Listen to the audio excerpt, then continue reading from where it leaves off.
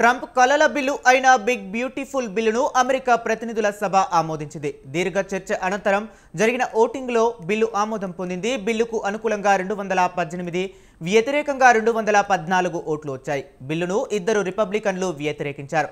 అంతకుముందు ఈ బిల్లుకు సెనెట్లో ఆమోదం లభించింది. ట్రంప్ సంతకం తర్వాత చట్టంగా మారనుంది. పన్నుల్లో కోతలు, వ్యయ నియంత్రణ లక్ష్యంగా ఈ బిల్లును ట్రంప్ తీసుకొచ్చారు.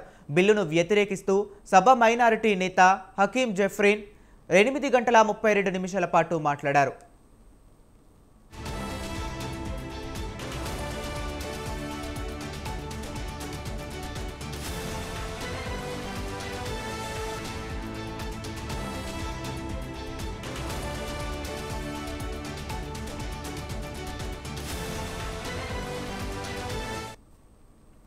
ఇక ట్రంప్ కలల బిల్లు అయిన బిగ్ బ్యూటిఫుల్ బిల్లును అమెరికా ప్రతినిధుల సభ ఆమోదించింది. దీర్ఘ చర్చ అనంతరం జరిగిన ఓటింగ్లో బిల్లు ఆమోదం పొందింది. బిల్లుకు అనుకూలంగా 218, వ్యతిరేకంగా 214 ఓట్లు వచ్చాయి. బిల్లును ఇద్దరు రిపబ్లికన్లు వ్యతిరేకించారు.